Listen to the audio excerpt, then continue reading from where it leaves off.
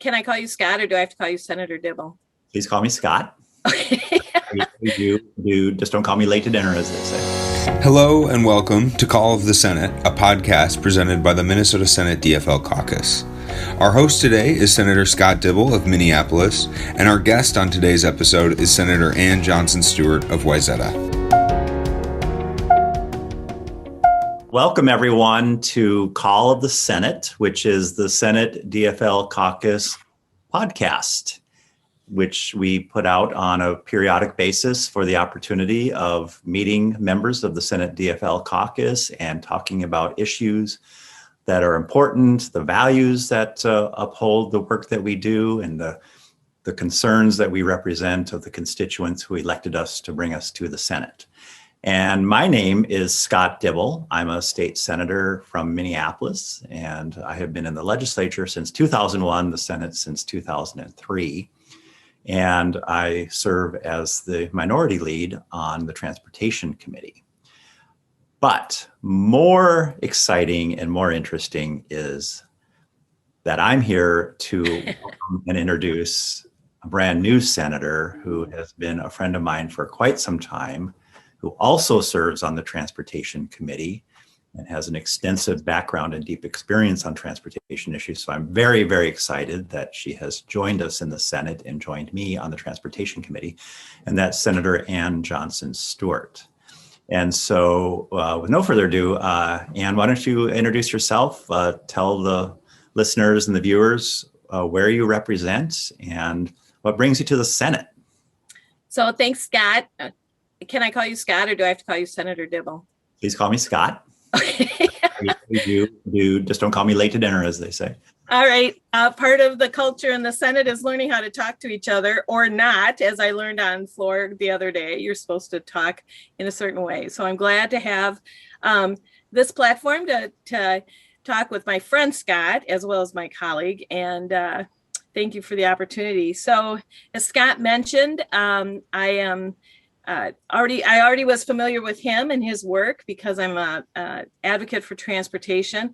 I'm a civil engineer, and we met each other when we were both on I don't know, were you actually on the executive board or were you just a treasured and esteemed guest because you were chair of the transportation? No, I serve as a member of the Center for Transportation Studies Executive Committee, yes. Okay, and I was on that committee as well. So I knew the work that Scott did, and I admired him from afar. So getting to know him better has been just one of the added bonuses of being on transportation with him. So I'm a civil engineer. I have lived in Minnetonka with my husband for 25 years. I own a small consulting business and I teach at the University of Minnesota, or at least I used to. I had no idea how much I would really enjoy being in the Senate. So now I'm reevaluating all those other things I do and realizing what a huge opportunity it is to devote myself full time to this work, presuming the voters will have me back in 2 years. So I'm kind of rethinking all that, but I have taught at the university for 25 years in the civil engineering program. I have a deep experience in construction, and so I bring that to my work, and had never really been involved in politics at any level before, other than serving on a few nonprofit boards and, of course, sending money into those candidates that I supported. So what brings me to the Senate, frankly, I was at a women winning luncheon. Well, actually, what brings me to the Senate is the election of Donald Trump. I signed up the day after the election to go to the National Women's March in Washington. I actually signed up, I just made a reservation myself. I said, I don't care if I have to go alone. I'm going to go out there and be with other people who feel the same frustration at me as I do, that the country has taken this turn. And I was really inspired that day with those, hundreds of thousands of other women to start thinking about how I could get more involved in politics.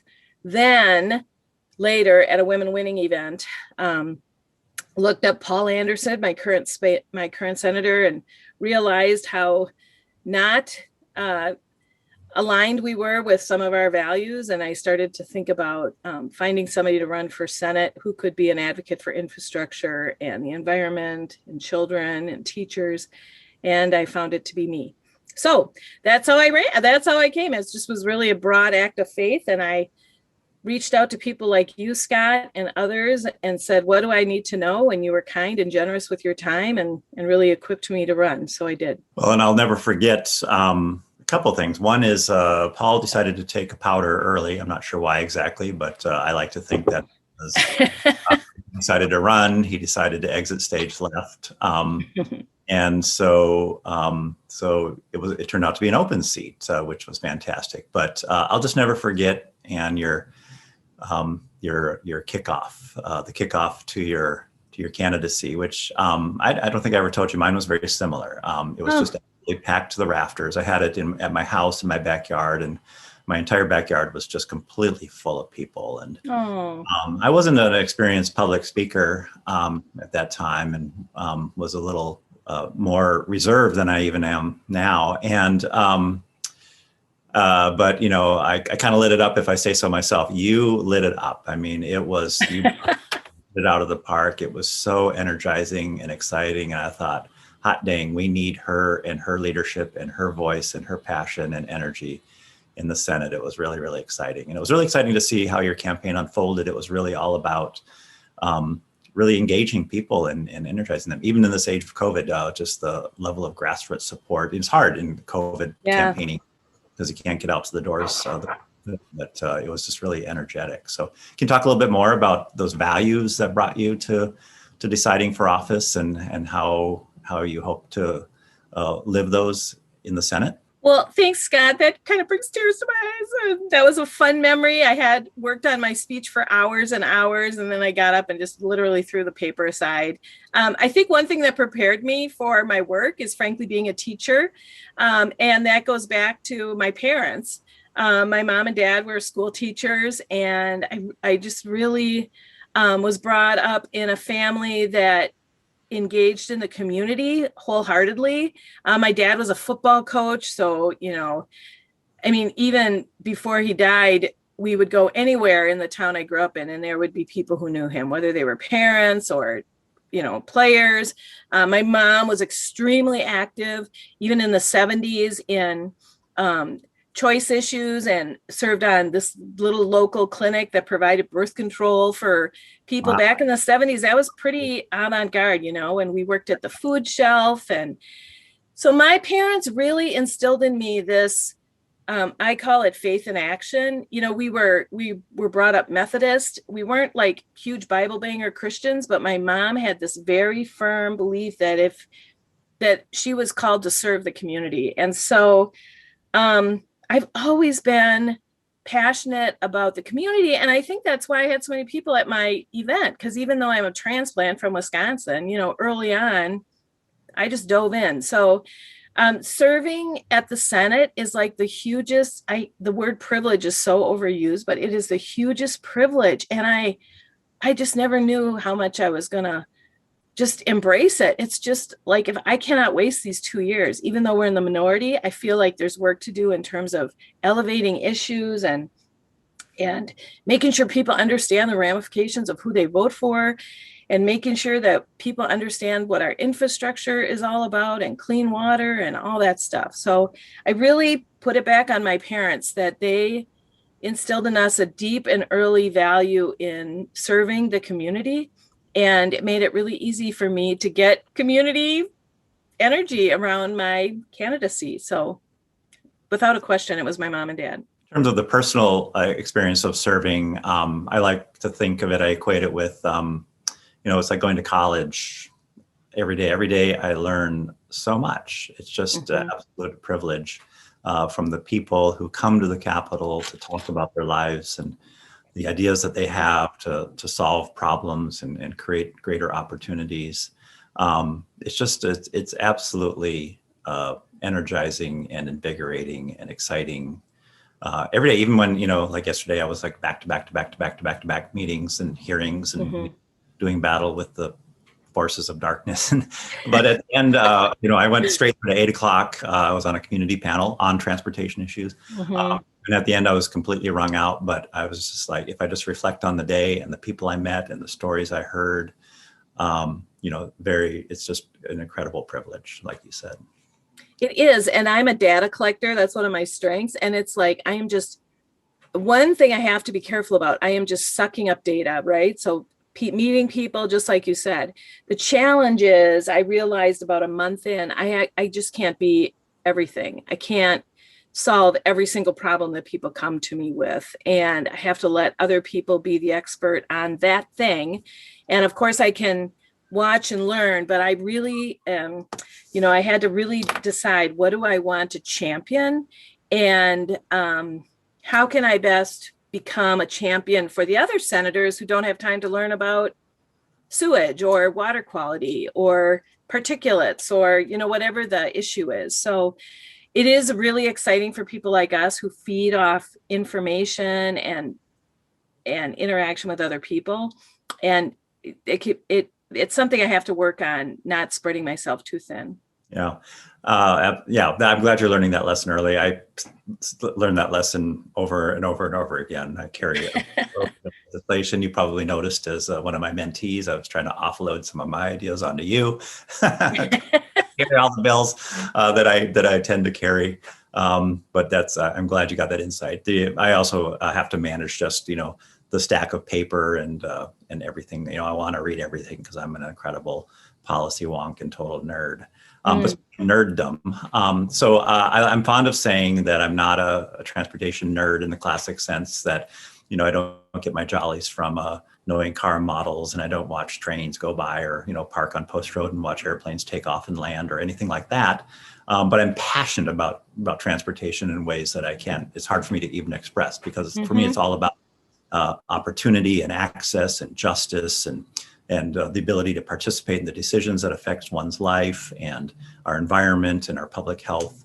It's a policy lever that can gain us all of those things, or can set us back on all of those fronts if we do it wrong. Yes. But you are an actual transportation nerd, because you know the literal nuts and bolts, so then the concrete. So how do you frame up transportation, and how do you approach it? Both in your nerdy sense and also in the larger values that transportation represents? Well, I have taught for years, both at the college level, but in about 2000, I started teaching for MnDOT.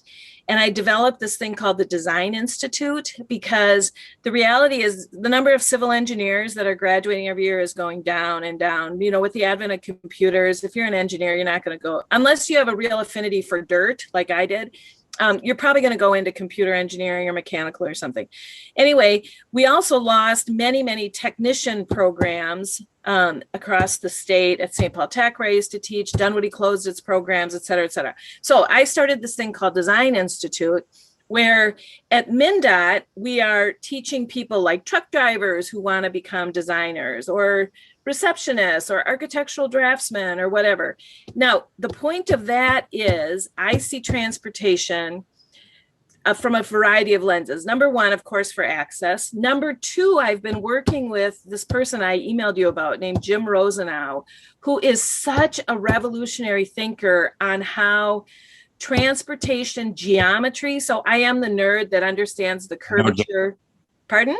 He's one of those secret hidden bright lights over at the agency. He's absolutely brilliant. And he understands how we have to get away from this idea. If you look at, I teach this. If you look at the corridor of the Highway 94 through North Minneapolis, after you exit the north side of the tunnel, that's how we used to design roads, right? 10 lanes of concrete, go as fast as you can because you feel like you're on a runway. There's no curvature. And it's just like, how many people can we get through this corridor at once? And Jim and he's taught me, and I'm one of his happy disciples, that transportation can frame your whole community. So it's about access, but it's also about land use and shared lanes. I was really excited to hear that bill yesterday on the bike paths or bike lanes, because I had a lot of info to share about that. So we'll talk about that on Tuesday. But for me, transportation is so impactful in people's lives. Yes, we need high-speed corridors, absolutely. And I'm all for that wherever we need them. But we also need to think about the context. And that's where I think you and I are going to be great partners, because you have this passion for transit. So do I.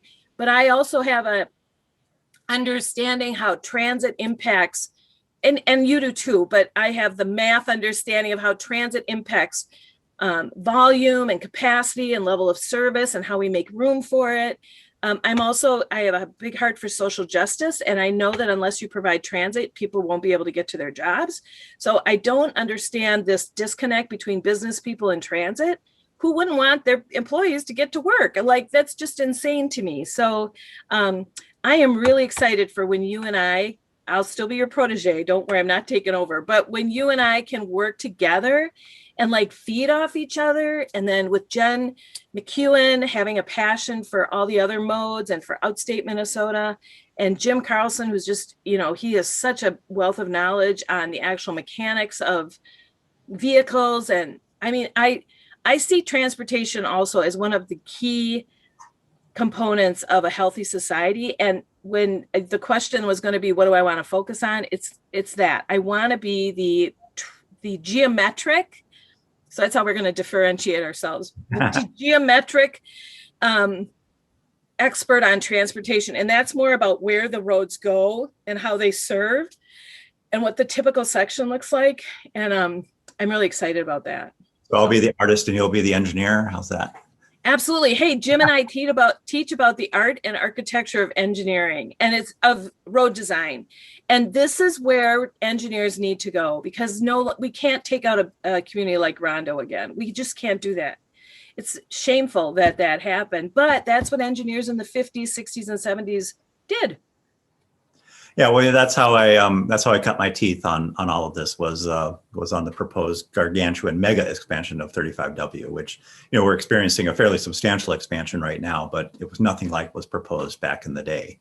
Well, yeah, and now we have this beautiful bus transfer at Lake Street and at 46th Street, and we're incorporating transit into arterials. So none of that would have happened but for the resistance that we mounted back in the early 90s on the original idea for 35W. That was the panel I was serving on last night. They're doing a history project on both the construction as well as the proposed expansion of 35W. And so they're rounding up people who are part of those old fights. Oh, interesting. I would love to listen to that. So it's going to result in an exhibit at the Hennepin History Museum in September. So we'll have to go to that together. Hopefully we can do that without masks and we can stand as close to each other as we want, and it'll be lovely. It will be lovely and it'll be cozy. I look forward to that. Yeah. Tell us a little bit something about yourself that people don't know or wouldn't expect or would be surprised and delighted by. Oh, delighted by the fact that I am a mediocre knitter. I am a passionate knitter too. Really? Do you like to make socks? I love to make socks. I've never made socks. I'm still kind of, everything I do is like a new thing. So right now I'm making a cardigan for my husband, my first ever. Oh my God. Grown-up sweaters for babies, but this is my first grown-up sweater. Well, babies are easier because they go faster. So here's another funny story. The only cardigan I ever made, I had my car broken into at the room and board outlet store, and the only thing they stole was my knitting bag with my cardigan. It was like a life-shaping. I've just never wanted to make another sweater. The memories are too sad. But here's another thing about me that's funny, because knitting ties the two together. So the other thing that people should know about me is I'm passionate about travel, and my role at the university has taken me to so many different places because I love to take students on trips. And one of the places I was able to go was Bolivia on an Engineers Without Borders trip. And here's the fun story.